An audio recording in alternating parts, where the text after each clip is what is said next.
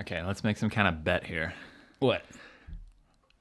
If this camera turns off and there's black, if I forget to turn it back on, Yeah. I've got to do something. You have got to not use toilet paper for the rest of the week. No. I've already got a porta potty in my bathroom, in my kitchen. All right, we ready?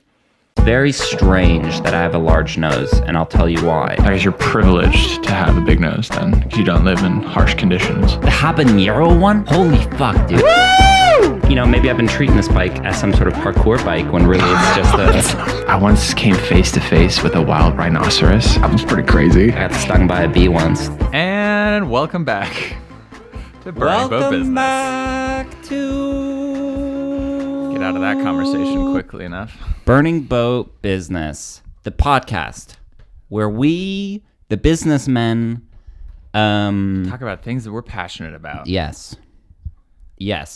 And let's start it off with an amazing stat that I found out about. This will be our 100th video. Our 100th what? Video. Where? YouTube. Really? Yeah. And I'm pretty sure we're going to break a record because according to our calculations, that means we've gotten 3 subscribers for every single video that we've posted, which is pretty amazing, I think. And I just wanted to, tell PewDiePie, watch out. We're coming. We're on the graph. 3 subscribers a video. At this rate, I think we'll be there in about 1 million. I think you probably calculated. Yeah, about 20 million videos. I think we'll be close. So I think that's pretty cool. 20 million videos. That's crazy. I didn't know we were at 100. Yeah, I think we're at 99 right now. 100 videos on YouTube. And how many of those are podcasts? Well, 40? I think this is episode 39. 39? Yeah. Damn, we posted 60. Well, let me check. 60 videos? Now you're making me question it. Let me just check here real quick. I would be curious if that's the lowest amount of subscribers anyone's ever had for making 100 videos. I mean, that's a lot of videos. A lot of videos. That's a lot of... I might be totally wrong here. A lot of time. You suddenly made me feel like that's way too much. No, we have 99 videos. Damn. Yeah. What's the first video on there? The first video, I believe, would be your trailer. Oh, right. Right. Yeah. Although I'm curious, is that with unlisted videos as well? We've basically got 1, 2, 3, 4, 5, 6, 7, 8, 9, 10, 11, 12, 13, 14, 15, 16, 17, 18, 19, 20, 21, 22, 23, 24, 25 columns of 4 minus 1. 25 times 4, 100 minus 1. 99, baby. 99 videos that are out. Not even unlisted. That doesn't even count like Patreon or anything. That doesn't count unlisted videos. Damn. No. Well. So we're going for the record here. Here's to another 100 videos. Another 100. Maybe we can up to 4 subscribers a video this year. That would be amazing. Or the next 100. I should say 3.3 subscribers per That's something. video. So again, PewDiePie, watch out. Enjoy the top while you're there. I'm just saying, there's a new boss in town. There's a new kids on the block. 2 new blonde boys on the block. It is funny to think about how big that was, at least in the beginning. At least for me. What? Getting subscribers. That was a really big priority. Yeah. Rarely tried to think about how we could grow our viewership and get a little audience going. Yeah. That. Well, I think I would say it's a pretty big step to move on from friends and family to, people you don't really know. Yeah, it is. I think, we're still obviously in the very early stages of that. But every time we get a new subscriber and I'm like, oh, I don't know who that is. It's very satisfying in a way because it's like, oh, obviously I watch people who don't know that I watch them. Mm-hmm. So that's a little bit interesting to put yourself in a position of like, here's this person with their own life, their own experience. They've got their own little... Especially when we get comments. Yeah. I find those comments very interesting. Yeah. Like videos posted like a year ago. Yeah. Hey, just watch this video. Yeah. I really liked it. Just Really wanted loved to let it. you know. Yeah. It's like, oh, thanks. We'll remember. We have a box. No, we don't actually, but we will remember those who helped us, and we will smite those who wished ill upon us. I don't know what he's talking about. Yeah, sorry. All right.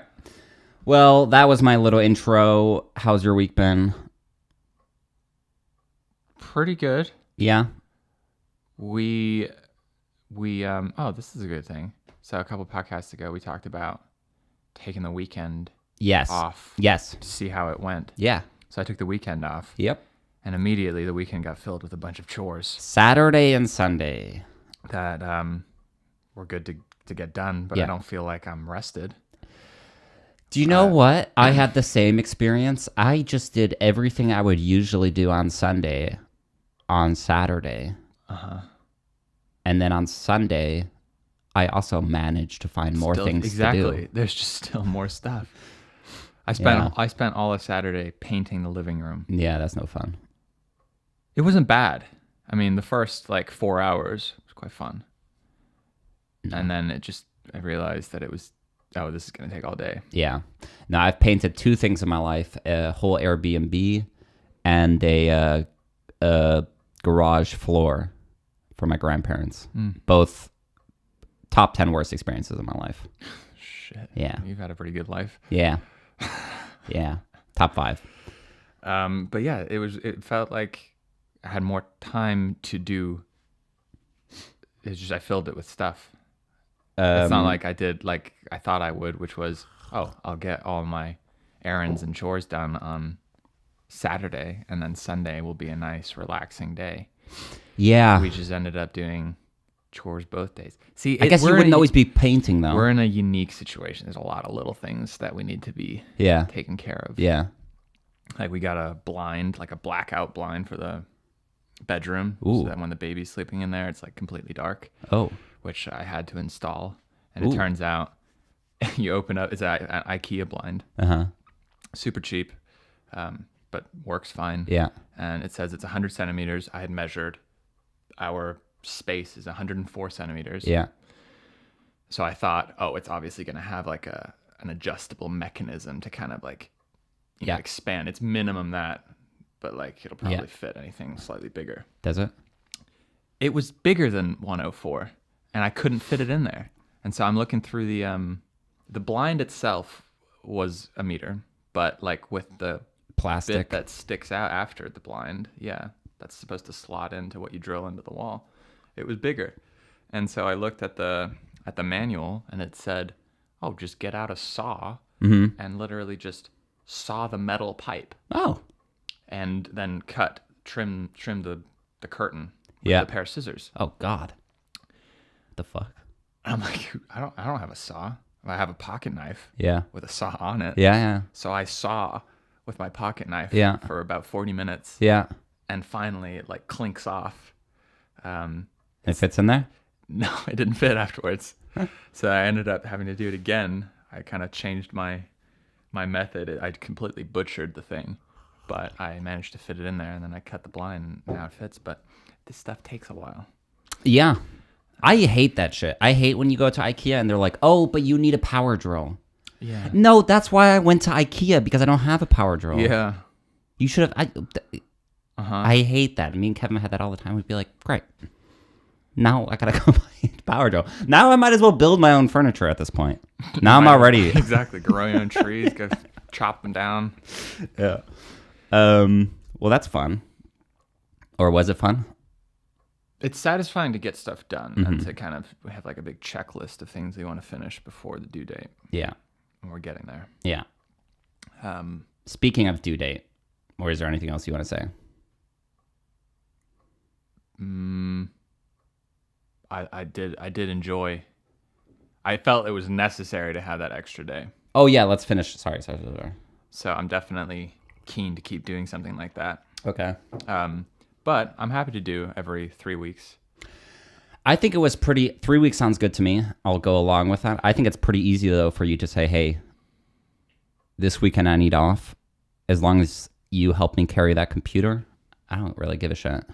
Yeah. At the end of the day. I mean, once the baby's born, I'm definitely going to want to take the weekends off. Yeah. But up until then, we can start with every 3 weeks.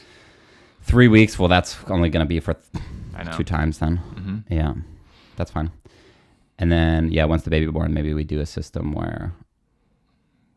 we don't even know. Well, also, Boris and Johan might be done by then, and I might be a lot less of a insane person trying to work on Saturdays. I mean, if we go back, the reason why we're working Saturdays is because we were working on Boris and Johan. Yeah. And we said we'd do that until we finished it. Do that until we finish it, yeah. I mean, we didn't say what we do afterwards, but that was just what we kind of said. But it's also, if there's nothing to do, there's no reason to just fill up time with work. I think it's just... I worked on my script. That's good. Good stuff come out of it. Uh-huh. Mm-hmm. Yep. Got 3 pages. So I'm in it. I'm in it now. Ooh. I'm not doing any notes anymore. When can I read? When it's done. The whole thing? When the rough draft's done. Okay. Act 1? No. Why? I don't know. I haven't thought of it. I think when the whole thing's done. Okay. You can read it. All right. I think I need to fully flesh out the idea before I get more input. That's totally fine. I am available. I want to give you all the tools that I can offer, whatever that is. Okay. You can also say, I don't need any of those tools, Taylor. I definitely need you to read it, but I think it makes more sense for me to finish it first. Sure. Sounds good. So that is days You're off. Saying speaking of the due date. Speaking of the due date. Yes. God, this is a terrible transition. Oh, really? Yeah. Okay. Kids. Michael Jackson. Diddling kids. R. Kelly. Oh, shit. Kids. We're going there. Let's throw out some big words so that we get views on this thing, right? Maybe the Google algorithms, Michael Jackson, R. Kelly. It's what everyone's talking about right now. Leaving Neverland. Yeah, we had talked about it. We talked about it for a while on the phone yesterday. I mean, everyone's talking about this. I haven't seen it. You haven't seen this. Everyone else has seen this. Everyone else has seen it. I've seen it because I don't stream things online because I'm an idiot. No, you're totally the right one for doing that. Every time I stream something, I feel so guilty, and I think about you not doing it, and I'm like. But is it better? Because I sit there and I'm like, great, now I'm just missing out on, I don't know. And there is one, I don't even want to get into it, but there is an excuse where I'm like, Game of Thrones, I'm going to stream that. Right, it's too good. It's too good. It's too good. I mean, we really don't stream that much. We watch Netflix. Yeah. That's what we watch. Yeah. Every so often, there's something that's not on Netflix that we can't buy on iTunes yet, or can't rent rather, because I find it silly to spend that much money on something you're going to watch once. But I don't anymore. The renting, yeah. I want to rent it. You know what I want now, though? I want a really good iTunes catalog. Okay. That's what I want. I want to be able to make enough money so that we can be like, oh, here's my, if I want to watch a movie, collect them. Well, just buy it on iTunes, and then I have it for the rest of my life. It is quite nice. I've got, I think, 3 movies on right there. I got Birdman. I've got Paranormal, which I needed for Boris and Johan, and I've got Blair Witch, which I needed for Boris and Johan. That's good. And it's fun, and there's little categories, and you go to horror. I know all about the feeling of having a little collection. Yeah. I mean, I got 1,000, literally 1,000 DVDs. Yeah. In moving boxes. What are you gonna do with upstairs. those? Well, once we get an office, we're gonna find. Once we have a big office. Yeah. With multiple rooms, we're gonna have a screening room or something. Yeah. Where you need inspiration, you need to watch a scene, you want to get some feelings for I want to watch this for sound design. Yes. Just pop it in. You got all the systems. Yes. Take it off the shelf. With the DVD, you put it in, and you got it right there. No, that terrible quality. The terrible quality. The terrible quality, Mark.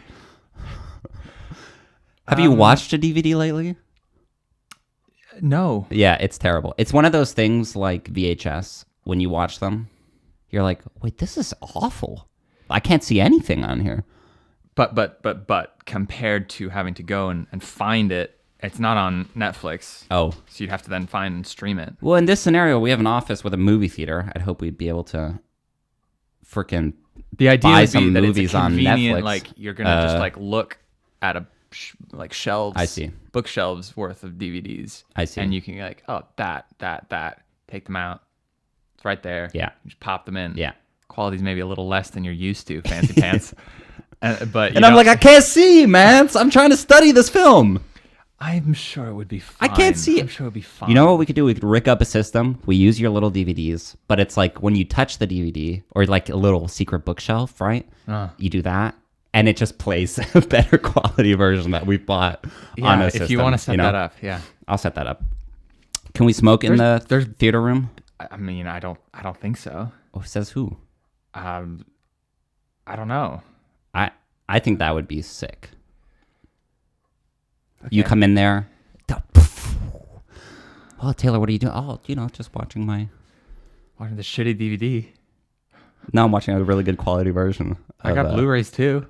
Yeah, Blu-ray is better. I got online downloads. Blu-ray's not great either. Towards the end, as in towards like when I was buying DVDs still. Yeah.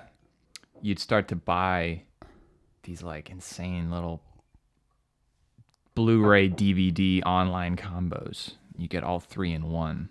All 3? Yeah, for the same price. What 3? So on one side you'd have the Blu-ray, and the other side you'd have the DVD, and then you'd have a memory download stick? code. Oh. You go and you could download the film.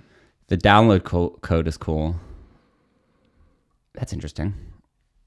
To me, it's purely the physical act of like having them all in front of you and be able to pick them out and like see them all at once. Kind of in the same way that when we printed out the stills from Bosnia, you see them all at once. It gives you this weird perspective where you can like, oh, that goes with this. And I totally agree. And I was watching 2 things. I was watching Clockwork Orange yesterday, and in his bedroom, he has like a line of records. It's the only thing in his room. You realize like, the whole thing is set up just for the speaker to listen to the bit of the old Ludwig van. And his blackout curtain, too, I noticed is the picture of Beethoven. Okay. And then I was like, that's what I want. I want a room with a long shelf and little, but the thing is, the vinyls to me make sense because it's really good quality. Oh. It's better quality than listening to an MP3. Uh-huh. The DVDs would be a weird, it'd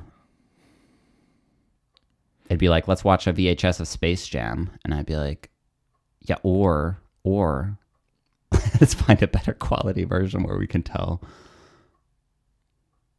Debatable. I don't fucking know. Debatable. Not debatable.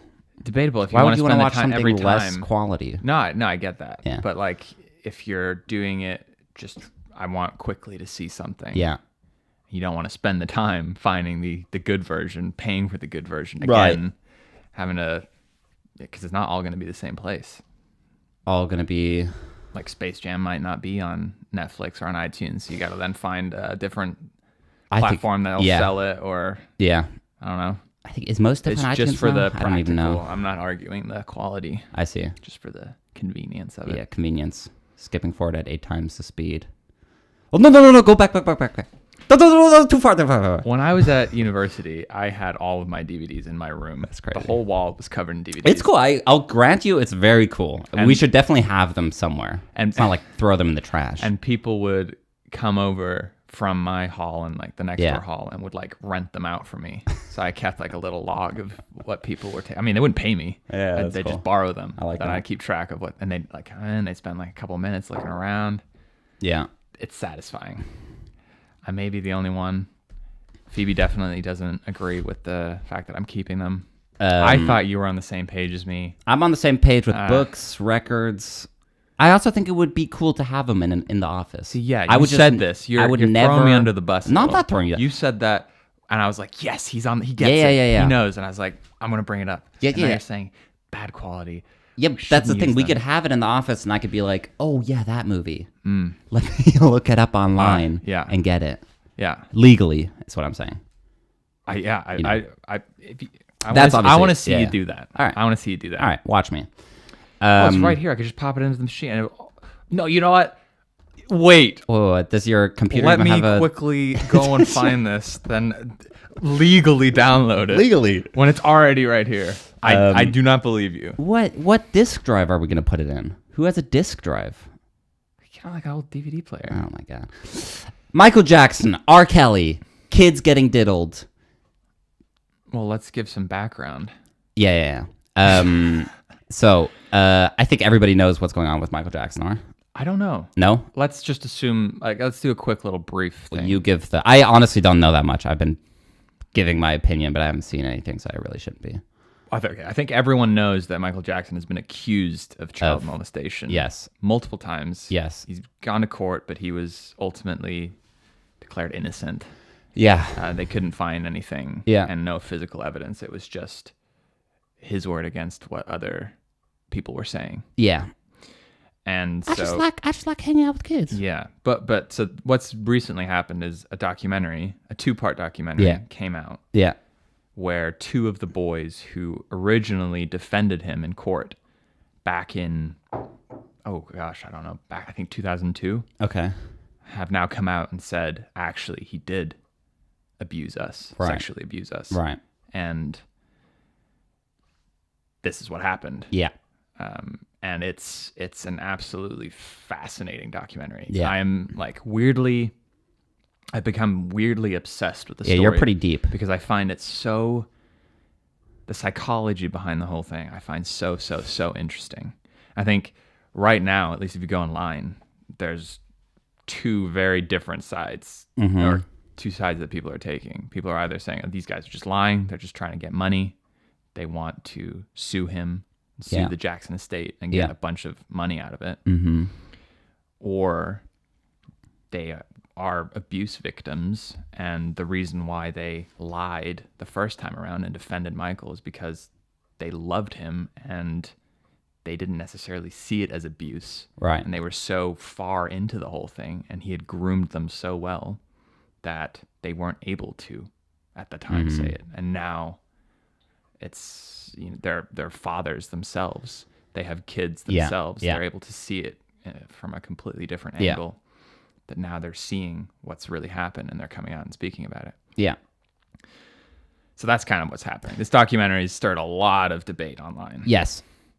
A couple things. I think it's interesting that the documentary, from what I've heard, again, this is the worst thing for me to be talking about because everything that I know is hearsay. Because I'm not on social media. Yeah. I'm not on YouTube. I haven't watched the damn thing. Well, I can speak. Right. So tell me what you think. Well, I think it's interesting the fact that I've been told the documentary doesn't bring up anything new. It's not like these investigative journalists came in and figured out a bunch of stuff and then released it to the. It's kind of there's no new evidence. There's recollection. Yeah, which shows you kind of the power of documentaries in a way. I think the fact that you could bring something like this about with no new evidence is just an accessible way for people to access some information. Whether that information is biased or not is up for you to decide, but it's right.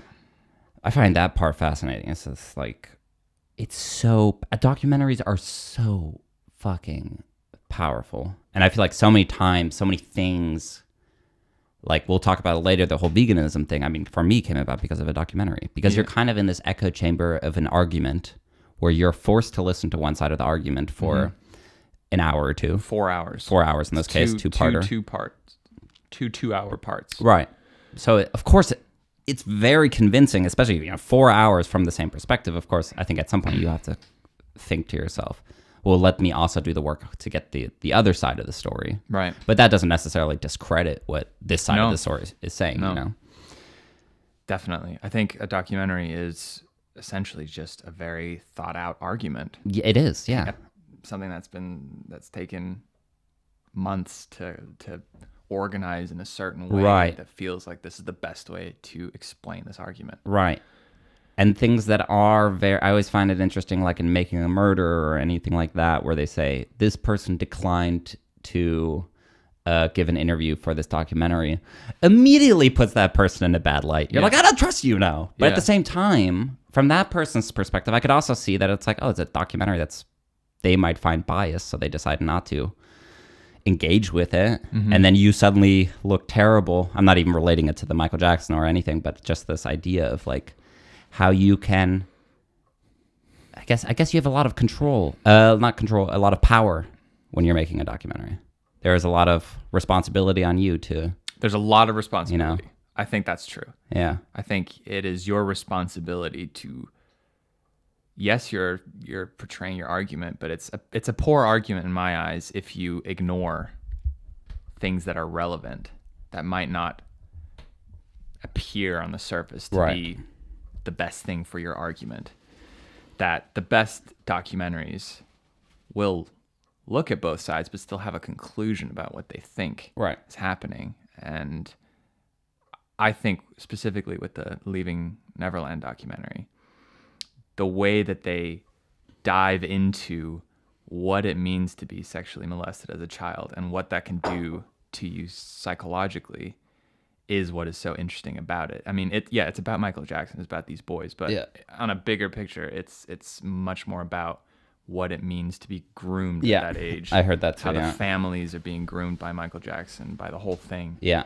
And how could this happen? Right, how this sort of thing happens. You know, if this is true. Yeah.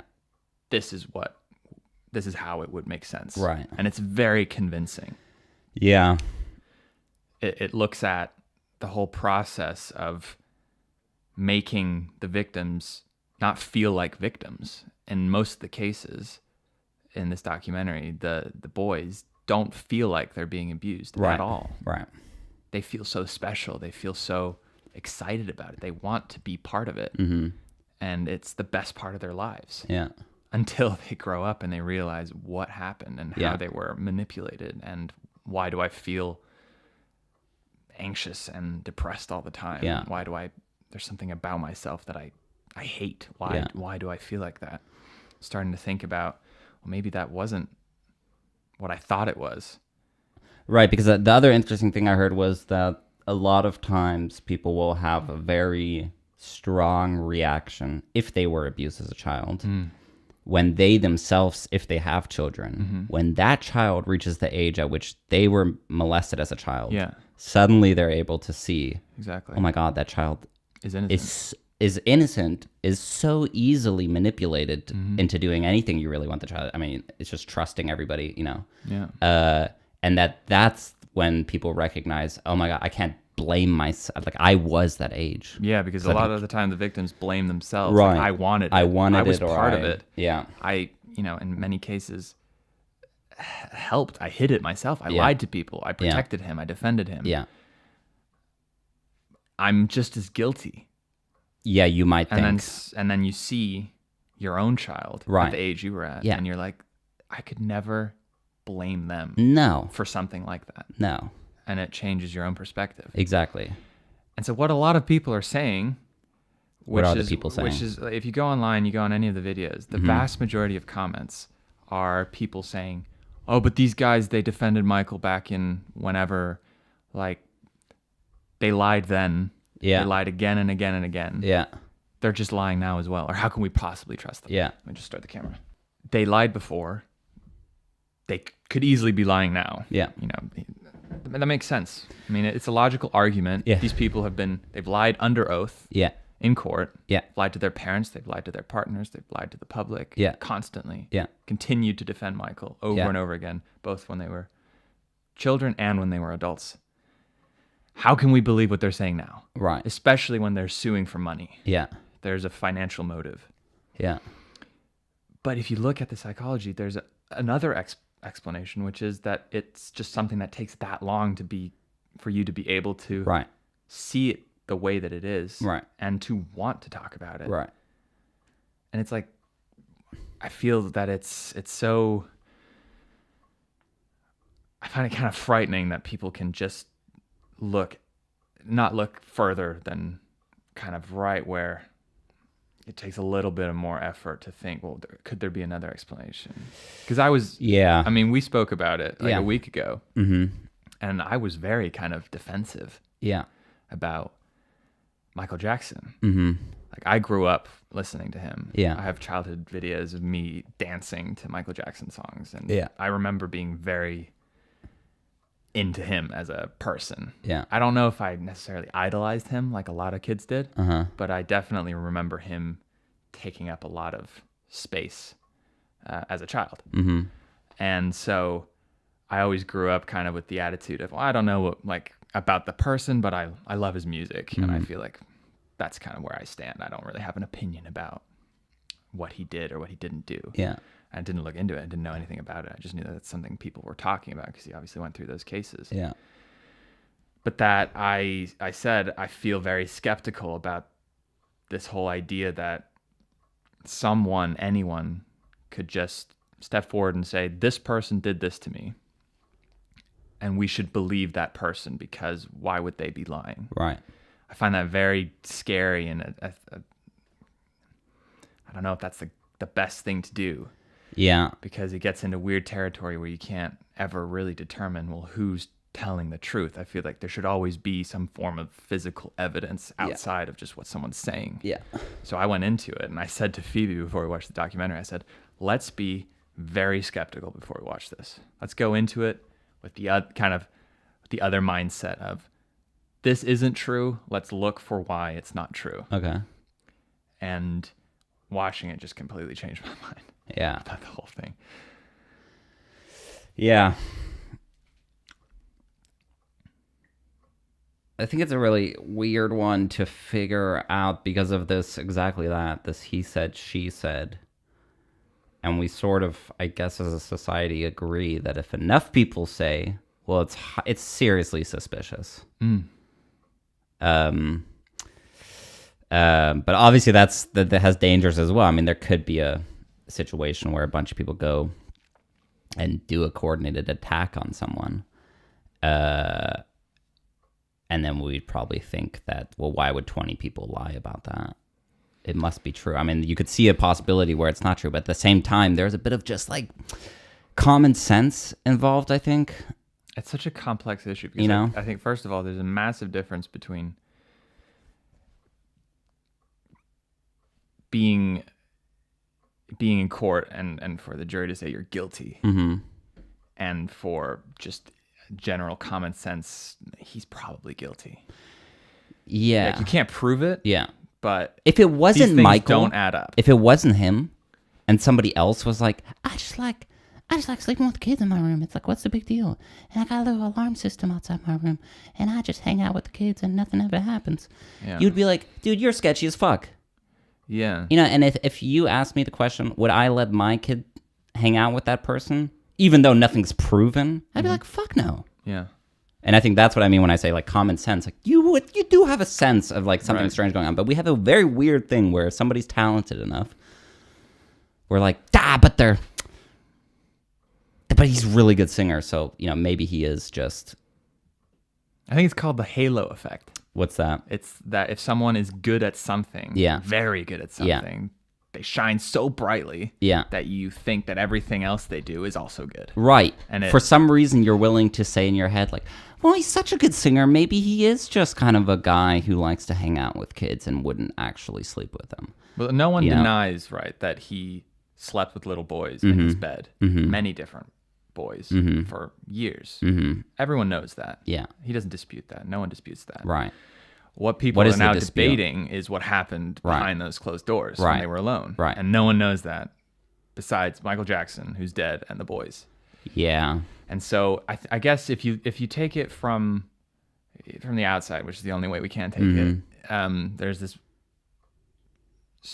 very different character, Michael Jackson. There's a lot of weird things about him. Yeah. He's also the most famous person on earth. Ever.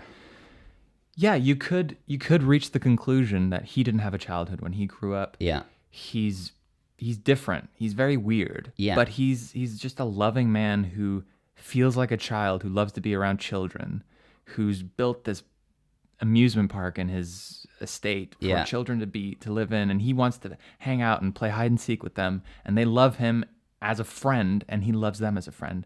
And there's nothing more to it. It's kind of weird. But it's weird as fuck. I could see myself kind of believing that.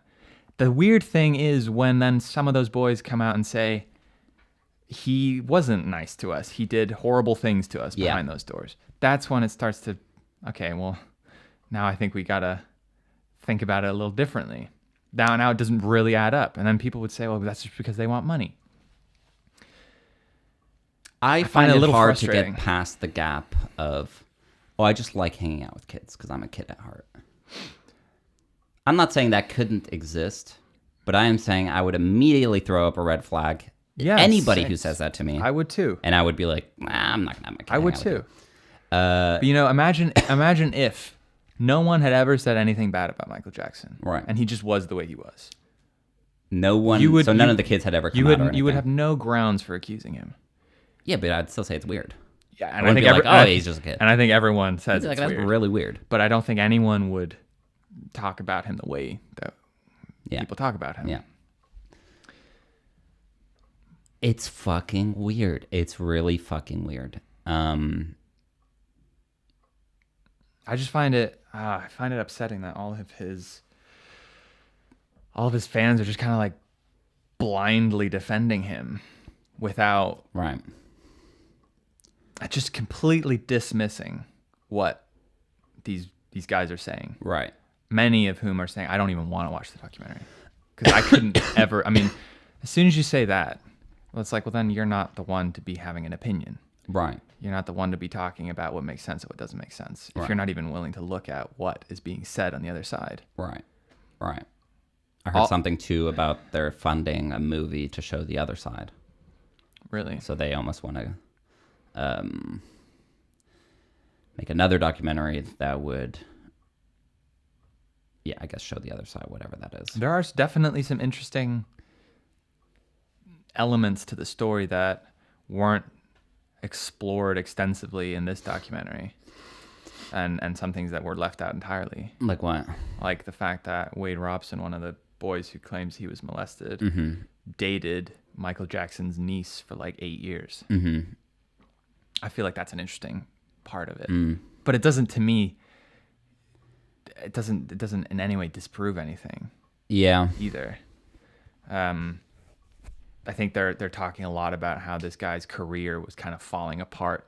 Yeah. And that he had a lot of success at one point. He started directing music videos for Britney Spears, started directing Cirque du Soleil shows. I've heard. So he became a really big he's a big name in the industry, and that he started to kind of decline towards the end. He wasn't getting enough, he was getting smaller deals. He was failing at certain things, and that he wanted to work for the Jackson estate, and they said, no, sorry, we don't want you to work for us. And that they're now saying that he's doing this to kind of get back at them and to get money. Right.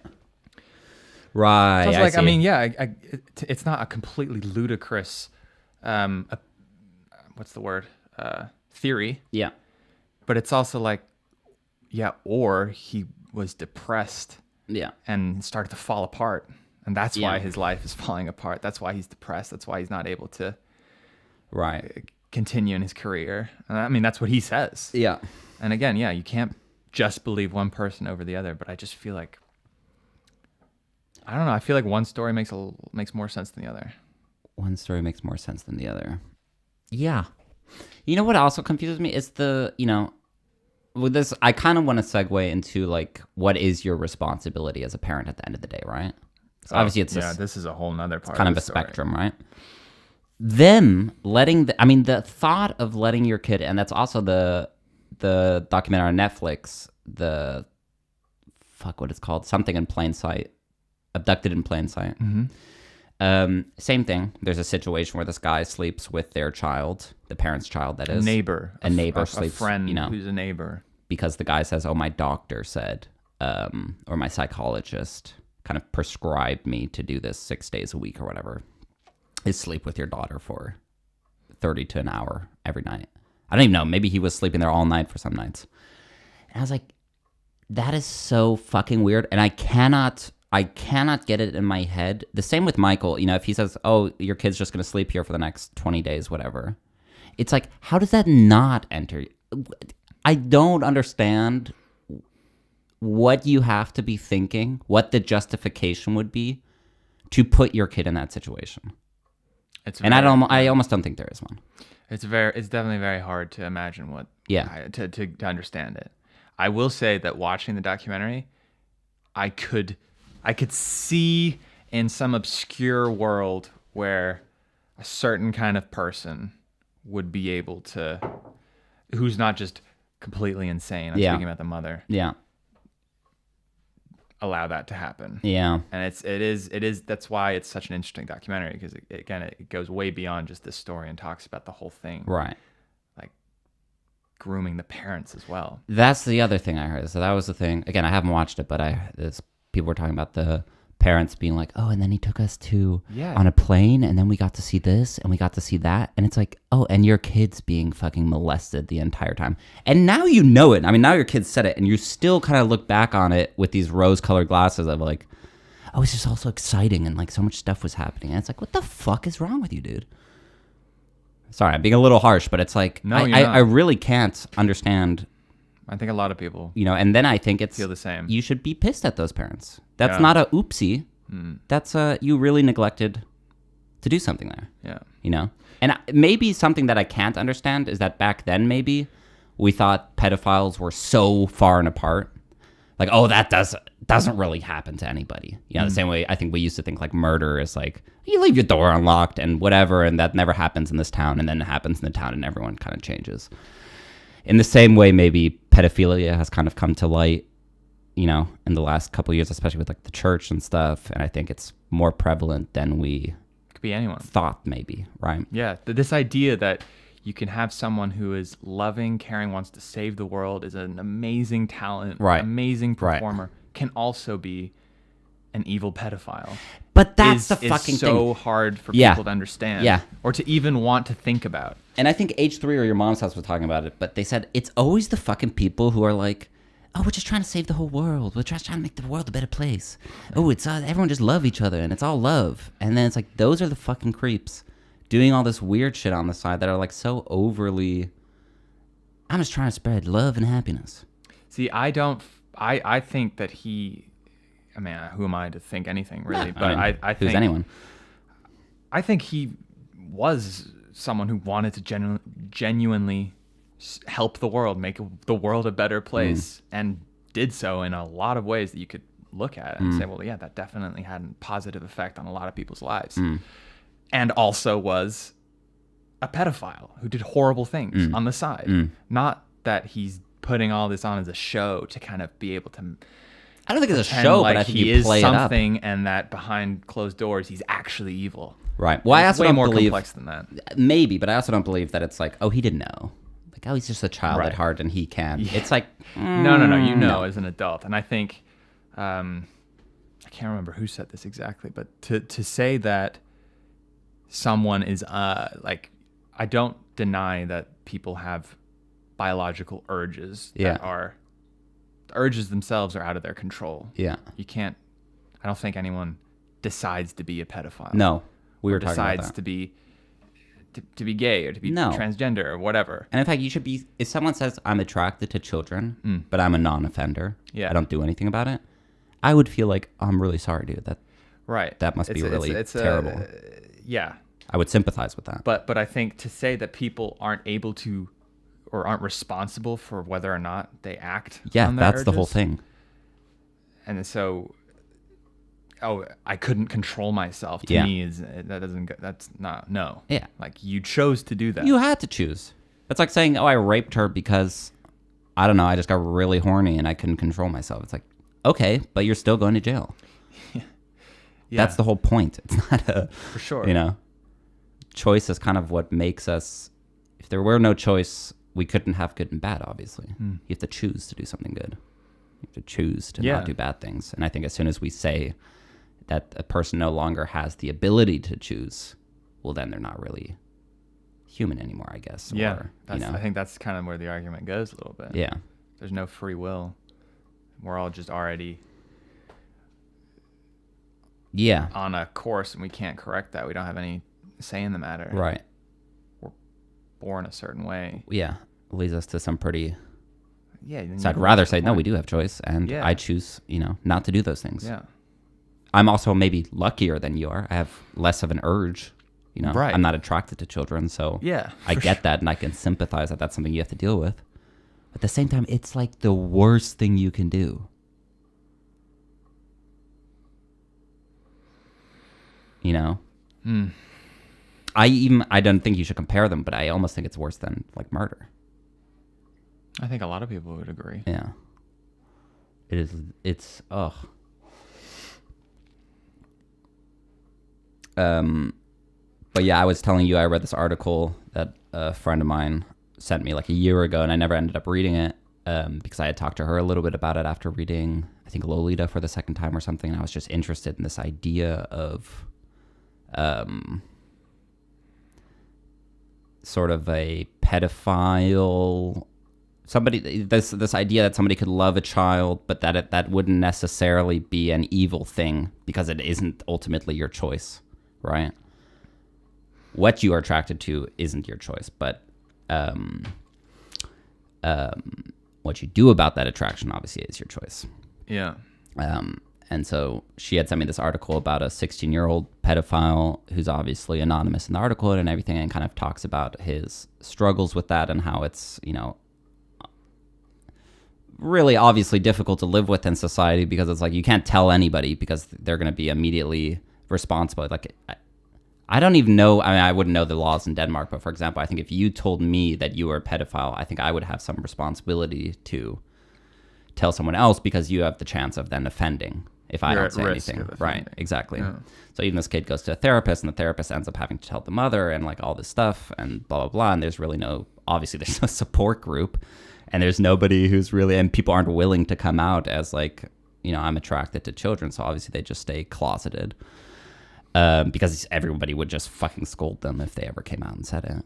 So it's a very bizarre position to find yourself in, especially with the idea, like a nightmare. And I'm just thinking now, I'm just rambling a little, but the idea that like, it's not crazy for men to be attracted to, let's say, a 14-year-old girl because she's sexually mature at that point. Biologically she's sexually mature. It would make sense for us we're evolved to be attracted, starting kind of around that age. Starting around that age, exactly. And then I think we've had culture and society and ethics and morals all pile on top of that biology now. So most of us come out of it, I think, as a, I'm not attracted to that because of these other reasons. But it actually does go a little bit against my biology, but I don't have to deal with that. That somehow sorted itself out. I don't know how. Yeah. But then you imagine the person for whom it didn't get sorted out, and you're like, well, fuck. That really sucks. That must really fucking suck to be. It's definitely a weird. You know? It's not even like a fetish. Idea. It's not even something that you could like create on the side or try to, you know? It's like to. It's wrong in all ways. Yeah, always. There's no way that you could. It doesn't. Yeah. You know? Yeah. What does one do? I don't know. I honestly wouldn't know even what the...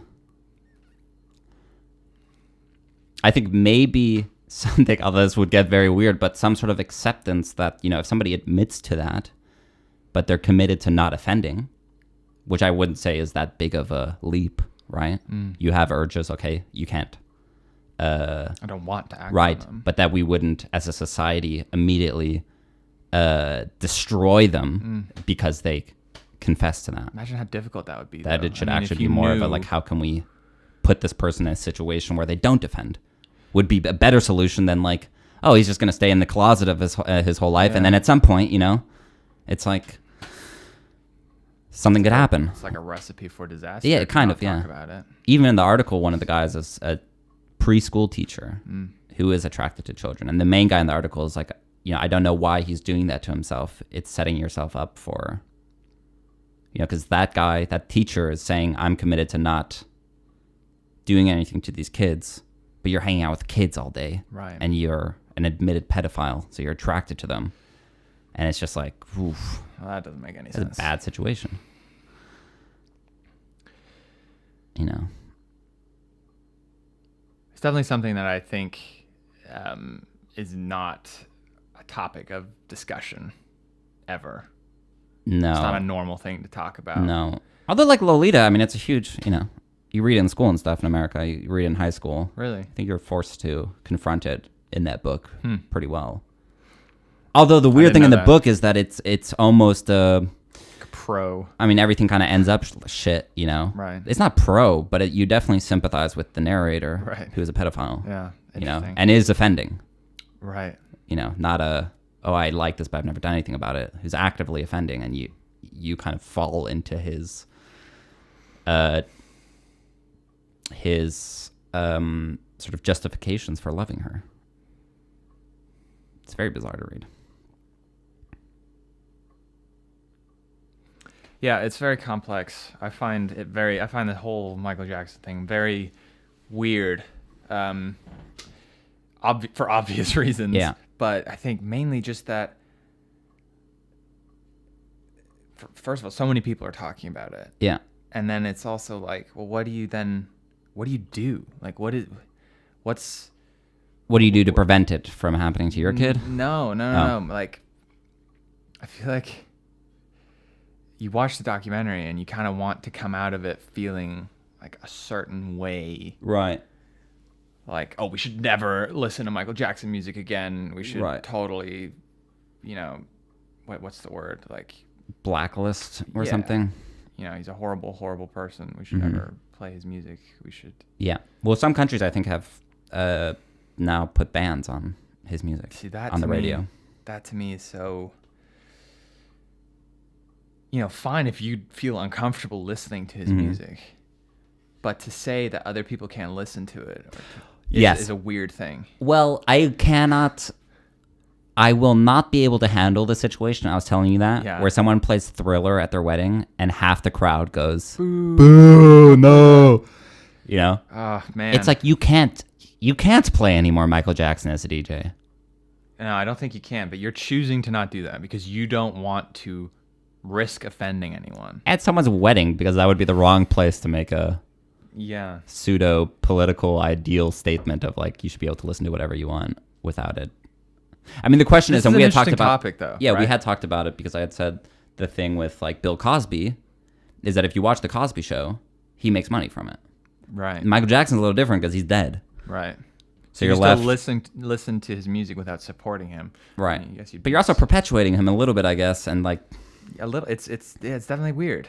But then if you said Harvey Weinstein, I would be like, but it's that was Quentin Tarantino's movie, really, although it was produced by him. Oh. I don't really see that as perpetuating. So I guess we do pick and choose a little, or we try to, I guess it should be like this. Right. A person and what they do should be separated from the work they produce. I'm not saying it is like that. Yeah. But I think it should be like that. Do you know why? Yeah, no. Maybe. Is because I think a little bit people say when you create something, a film, a song, in a way it's no longer yours once you put it out there. Yeah. It sort of becomes something else. It sort of becomes,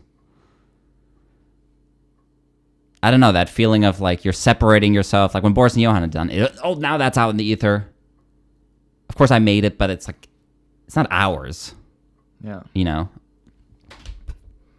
That made more sense in my head, and then I said it. I don't really know where I'm going with this.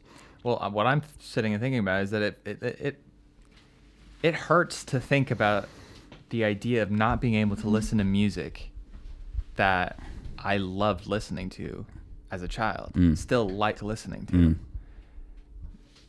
That it's these are songs that I have memories attached to, good memories, and other than. I feel like I can't help but think about who this person was now that I listen to it. And on top of that, if I ever like was caught listening to Michael Jackson, I'd feel guilty or like embarrassed. I wouldn't want, like, say I was able to deal with, okay, I no longer really think about who he was and what he did. I'm able to just listen to the music, whatever.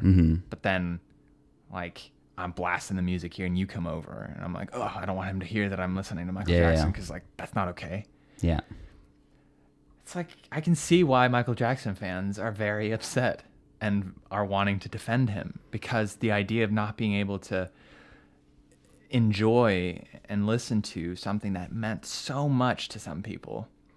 I don't buy that. It's almost like you have to but it doesn't mean that much divorce to me. yourself from. I know it doesn't to you, but it does obviously to some people. I mean, I'm just thinking about me, who like I'm not a Michael Jackson fan. But how much can it really mean? I mean, it's like, oh, I listened to stuff as a child. I'm fond of it, but it doesn't change me if I don't listen to it anymore, or if something about it changes. Doesn't really. I think that some people. And he's a unique situation. He's a unique case because I think he has fans who are super fans. Yeah. People who would literally like kill for this person, who would Isn't that crazy? Who wouldn't want to live anymore if he didn't exist. Literally. But that's a crazy person, though. I mean, I guess you could say that. But then I think then a tier under that is just people who just absolutely love him. He's the greatest person ever. What I'm doing is I'm trying to get into the head of the people who are writing comments, nasty comments, saying that these people are liars, we shouldn't listen to them. Right. MJ's the legend. He would never do anything good. He was just a kind-hearted person. Leave him alone. He's not here to defend himself. Right. I don't like, and the reason why I'm I guess obsessed with the whole story, researching it, watching interviews, and trying to like I don't know what I'm trying to figure out is I don't understand why people are saying that. And so I'm trying to understand. I'm trying to reach a conclusion where I can be like, okay, at least I can see why they're so willing and able to engage and defend a person. You know, even if there's a chance that someone is a pedophile. Yeah. You gotta really feel strongly about that person to defend them. Yeah. You know what I mean? Yeah. So obviously, there's a lot of people who are deeply affected by this person. Yeah. Which I find beyond what very weird. You could relate to. No, I would never be able to relate. But I can kind of imagine it. I'm not going to be like, well, that's just crazy to feel like that about someone or something. I've had experiences with films or with TV shows or even with songs that they mean something way more than, it's just something that's nice to watch. It either has had a big effect on my life or about made me, you watch a movie as a child and that potentially is what made you want to start making films. Yeah. Suddenly that director of that film is found to be a pedophile. Yeah. And suddenly that film is like, you can't like that film. That's something that's now tainted with this horrible story. Yeah. It would have a big effect on me. It would make me beyond just upset about the story. It would be like, now that's being something really important is being taken away from me.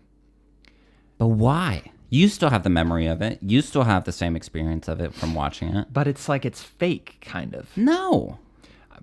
So this is where I said it should be separated. Yeah. But I don't think it can be or is. I find it hard. I don't know. I guess I don't know where I sit. Because I was just thinking, like, would I watch American Beauty again? Oh, yeah. Yeah. Fuck Kevin Spacey. Great film. But I can still watch it and still great actor. Hate you as a person. Yeah. Yeah. We've talked even about the Academy Awards and the whole question of like, is it about who makes the best film, period? Or is it about who makes the best film that is culturally relevant and is a good person as a director and everyone on the crew is a good person too, period? And culturally diverse. Yeah, and culturally diverse. It's like, what are we celebrating? And I think it's moving more and more to the, who makes the film matters. I think, I don't know. It's very hard. I think it should matter, but I don't know how much.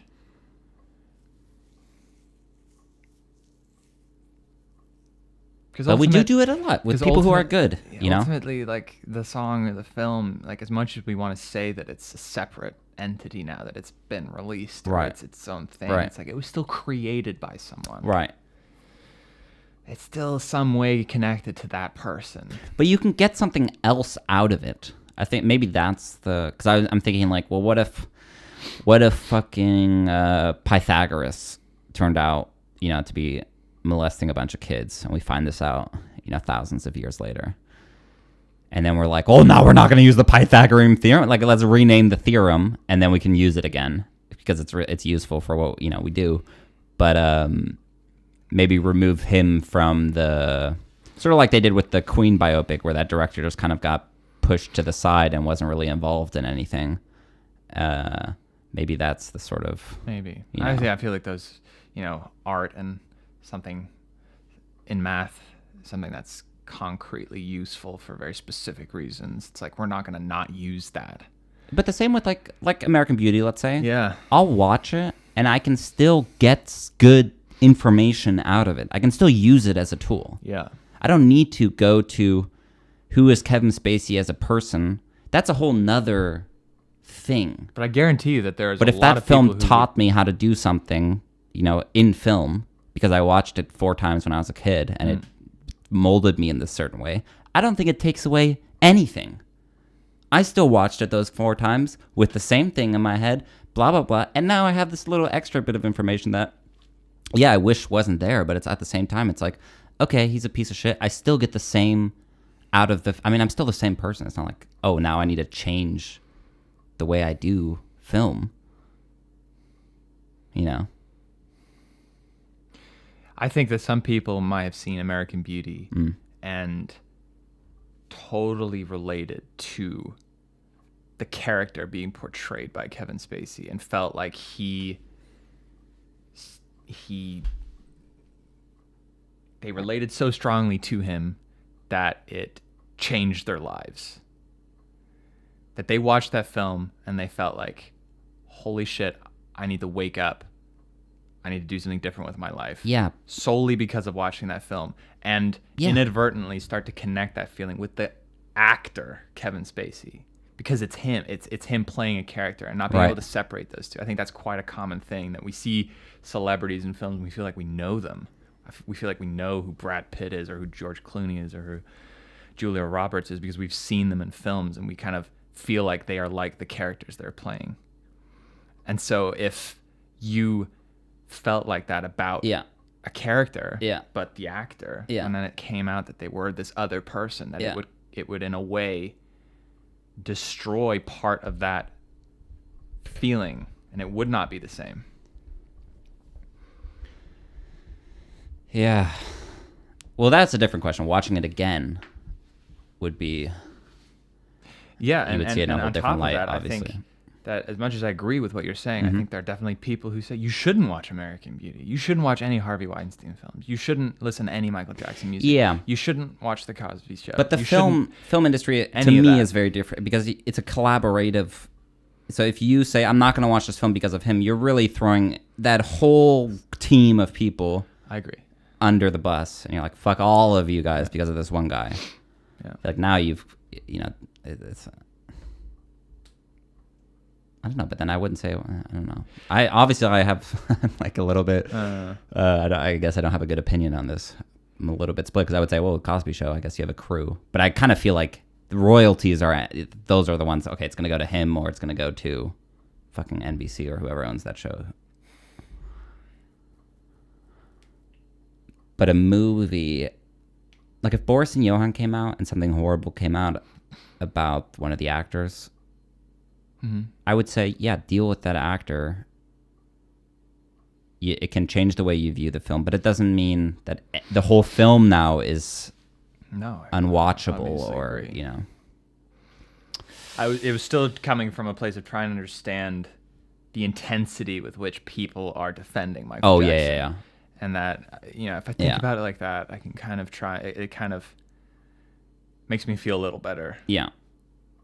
And it's such a fucking hard thing to think about. People are just passionate. People are passionate. I think also the thing we said was the comments. People are so much more likely to comment. That kind of person who would be supporting Michael. I'm not throwing them in a negative light, but just the idea. I am, yeah. I agree. That is the kind of person who's going to comment and want a reaction out of people on YouTube. And, I would never go on YouTube now and start commenting on people who are defending Michael Jackson. How could you defend such a horrible person? He's a monster. These poor boys, like, what are you doing? Go to the next account. Yeah. What are you guys doing? This is horrible. Yeah. I would never do that. It's YouTube as a whole. I think about it. There's definitely a kind of person who goes out, wants to comment their opinion. It's a different kind of person, and it is represented. That means that the most people who are commenting are that kind of person. So the comments are going to overwhelmingly look like people are more on this side of things, and maybe in reality it's just that those are the only people who are commenting. Yeah, because I think most people don't care enough to comment. I don't see why you should. I don't know. That's not true either. I feel like I was about to say why you should have an opinion, but obviously that's the whole point of the thing. Yeah, I guess they also do care. It's just a certain type of person. It's kind of a lunatic who comments on YouTube. If you look at YouTube as a whole, obviously like our videos will get comments, but those are very personal, like friends and family. A kind of comment. But your average video, negative comment. your average video with 2,000 comments for sure it's skewed in the direction of like the kind of person who leaves a comment on a video, which would then go with the kind of person who feels that their opinion should be heard by a lot of people, which then also, I think it speaks to a certain, like, I keep on asking my friends, like, do you guys comment on videos? Like, who are these people? Who comment on videos? Who? Yeah. Again, not like me commenting on your video, more like me commenting on a random YouTube video and feeling the need to get my voice in a and saying, I think what you're saying is wrong. Yeah, to start a fight. Yeah. But then maybe, if you really... I think that the awkward thing is that, especially with child abuse too, there's not going to be hard evidence or facts. Right? It is always going to come down to... Unless, maybe nowadays things are a little bit different, but back then definitely it's going to come down to, well, one person is saying one thing and another person is saying another thing. And then it is a shitty situation. Because you can sympathize with the people who are like, hey, don't just go watch the documentary and now go crazy on there is still this very, even if I think it's such a small, ridiculous percent, there is a percent chance that he never slept with a kid. That is not true. Yeah.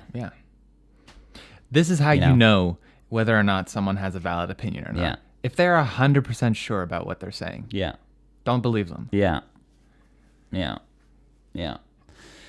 And I think it's fair to make an opinion also not on 100. Like you said, I think most opinions are you weigh two sides and you kind of come out on top.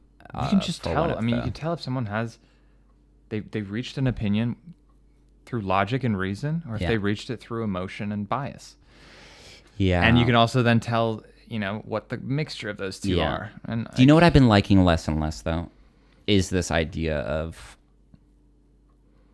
when people say, well, logically speaking, blah, blah, blah. It's kind of an unfair tool. It's kind of like saying... Depends on what they say afterwards. It's kind of like saying, well, from the right perspective, I think this. Because logic, you can't argue with logic. If you're saying, the logical perspective is to think this, whenever somebody says that, I'm just like, it's a little bit unfair because I would say, well, my opinion's logical. Well, here's an example, right? Here's an example. Someone who's grown up watching Michael Jackson, listening to Michael Jackson songs, they say, I know Michael Jackson. Yeah. I know he's a kind person. He could never do something like that. It doesn't make any logical sense that he would do something like that. So, that's one way of saying it. And then there's another way of saying it that is, these people no one disputes they've been sleeping in Michael Jackson's bed. Right. Now these people are saying something happened. Right. When no one else was there. Right. Something bad happened. Right. It's logical to investigate that and to be suspicious of what happened. Those two are very different logics. One is just, I feel this, I know him. You've never met him. You don't know him at all. But you feel like you do, in the same way that I feel like I know Steven Spielberg because I've read a biography about him and I love his films. I don't know him. And the other way is it's looking at the evidence, looking at what people are saying, and it's logical in the right way. Sort of, but you can't, as the arguer, I think you're not allowed to say, this is the logical perspective. A third unbiased party should sort of be the one who says, you know what, his argument's not a lot more logical than the other person's. It's a little bit hard because it's just a winning argument. I mean, if you just say, well, mine's more logical than yours. Why are some arguments good and some arguments bad? I think because one would be more logical and one would be less logical. So within the two people arguing, one person wouldn't be allowed to say or draw the other person's attention to the fact that actually my argument is a lot more logical than your argument is because of this and this. Yeah, I think you could say that, but then you'd really have to take it to logic and say, like, because of A, you get B. Right. And if A is B, I think you can easily prove that. I think, like, if you're... Yeah, but nobody goes to that. I think a lot of times people will just say, well, logically, this makes sense. Yeah. It's just used as an adverb, and it just bolsters your argument. And it's like, well, saying, stop saying that. It's like... Because we're not sitting here with a piece of paper and running through the logic of your argument. All right. You're just saying that, and it's saying, like... misused. The word's misused. Maybe, or it kind of sounds like you're saying, well, from the really true perspective, this is what I think. Yeah. And it's like, well, now I've got to be like, well, from my really true... it just becomes a weird thing. It's like someone else should say, oh, that's very logical. I think. That's what I meant It by shuts if you down a someone's little bit. 100% sure of something. Yeah. It's a little suspicious. Yeah. Anyways, this whole thing, I was kind of trying to get it towards... So on the one hand, you have this kind of ridiculous, these parents that would let their kid sleep with a stranger. I should watch the documentary before I shit on the parents this hard, but I'm just going to go with it. Logically speaking. No, I'm kidding. So you have that. And then you have, this, okay, I guess the parents who would never let their kids out of their sight because something like that could happen. Probably not good either, right? And then not equally bad. Debatable. I would say letting your kid sleep with a pedophile would be worse. Well, you'd have to then be willing to accept that you would become the evil person in their life who would ultimately ruin their life yourself. Yeah. And then you could start to argue which one's worse. I don't know. Yeah. I think they're both pretty bad. They're both pretty bad. They're both really bad. So you obviously want to land somewhere on the spectrum between that and that, right? But as you as a new parent, well, I'm not a new parent yet. or would to be a new parent, it's like, how do you approach that? Because also this thing with pedophiles, we talked yesterday, and it's like, I could be a freaking pedophile. I could be a closeted pedophile, and you asked me to take care of the kid for a night, and that's when that shit happens. And it's like, just thinking about it kind of drove me insane for a second, and I was like, oh my God, like I would never... You never know. Right? This is why Which the means whole thing... when a kid gets molested, you can't blame the parents. Because there's so many situations. Of course, there are situations where you can blame the parents. I think there's a lot, too, where it's like, fuck, man, that's just life, I guess. That's really shitty and sucky that happened, but I don't know what the alternative is. If the alternative is helicopter parenting and being so crazy about, I think it's tough, and I think it's about trying to get as close to a solid understanding as you possibly can of what are the risks inherently involved in anything, and being willing to accept that, and that to not let it get more than that initial risk, unless it's for a very good reason. Right. But then also, I mean, there's just, like you had talked about, you watched that documentary where the kid gets swiped out of the hotel room from a window. Abducted, Yeah. And, the parents were somewhere, and they had a hotel room, and they said, okay, all the kids stay in the hotel room, go to sleep, we're going to go out for a couple more drinks, and I would say, that's the most normal thing in the world. Yeah. In the world. I would do that to my... Hey, I'm going to go I think have some adult time. Yeah, you have to accept the risk. Right. There's a risk that could happen. Right. And you have to just be okay with it. Ugh. It's like, I don't know what else to say. Yeah, but it almost extends to, and, let's not draw things between pedophilia and other things, but just the idea of, like, letting your kid fall off the rock when they're a couple feet above the ground, and you're like, your instinct is probably, right. Let it, but it's like, you have to be willing to go through this thought process a little bit. Right. They're playing on the swing set, on the slide thing, whatever.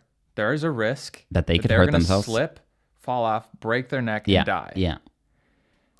What are you going to do about it? There's two things. One, you accept the risk. It's a very small risk. You tell them to be careful, and you show them what to do and how to do it correctly. Right. It doesn't mitigate that risk entirely. Right. It's still there. Yeah. But you do what you can to make sure it doesn't happen. Yeah. The other thing you do is you don't let them go on the slide at all. Yeah. Ever. Or you put a helmet on them, a neck brace on them, and you stand right next to them. You constantly hold them. Yeah. And it's like, that's gonna just not be a good life. But you know what the shitty situation is? And maybe that's what I'm getting to, is that I feel so much sorrow for somebody who did that, and the small risk happened, and their kid fell off and died. Yeah. And it's like, of course, they would blame themselves then. And you'd be like, but there was no other alternative. You would blame yourself. What's the better alternative? It's so scary to think about. Yeah. You'd be wishing you hadn't let them the whole time. You'd be wishing you had. And then I just thought of every situation that I was in as a kid where something terrible could have happened. Mm-hmm. And you're like, it's kind of a minor miracle that nothing happened. But then also, I would say for the majority, am I lucky? Or depends on what you want, what happened. Well, I just mean like, let's say the first time you let your kid stay at home by themselves when you go out to dinner. Right. You finally say, okay, you're old enough not to have a babysitter. You could go terribly wrong. And somebody would say, oh, you're bad parents for letting your kids stay at home. And it's like, no, like what else were they supposed to do? But if it went well, no one would say anything. Yeah, nobody would say anything. Yeah. It's kind of this, ugh. And then what else really freaked me out was this idea of my friend sending me the pedophile article, and one of the guys said he kind of first noticed it when he was babysitting and changing a baby's diaper, that he was attracted to the child. In that article. Right. Yeah. And him being the babysitter alone, and he said he never did anything. But then I was like, oh my fucking God, just choosing a babysitter would be such a fucking nightmare. And I would almost be sexist and be like, I'm not hiring any guys. I know there's women pedophiles too, but statistically it's a lot less likely. Yeah. Be like, no men. Is that wrong? You'd be called sexist. Yeah, I would. It would be sexist. It would be the definition of sexism. But no, I think God, a lot of tough decisions, eh? Yeah, definitely. I think it's your responsibility to know what the risks are, and to not go into something not knowing. Right. For example. Right. That this is stuff that happens. Right. And then to, use your own judgment to contain that risk appropriately. Yeah. But to never let it get so out of hand that you could never do anything. Because obviously no one would agree with that either. Yeah. Yeah. It's very similar to what we were talking about with the mountain climbing a little bit. Yeah. The reason why I kind of want to do it is it's like it represents an overall acceptance of just risk of being alive. Right. You could die at any moment. Yeah. You're much more likely to die in a car accident than most other things. But I guess in hindsight, it's then, you die in a mountain and people are like, well, that was pretty selfish of him, Yeah. I guess in hindsight, everything looks bad. I mean, anything that happens, if the low chance that it happens, I guess you look like an ass either way. There's no, yeah. You have to have very good, I think you have to be good at understanding why you do something and explaining it as well. Yeah. It's kind of your responsibility to be able to talk through it. And maybe that is something, when we talk about mitigating risk, maybe that is the point, is this like, talk to your kids about sexuality and all these things. And I think make it, normalize it to a certain extent that, they would know what it is. And if they ever encountered it, they would know. To say something. Yeah. All right, we'll see you next time on Burning Boat Business. Bye.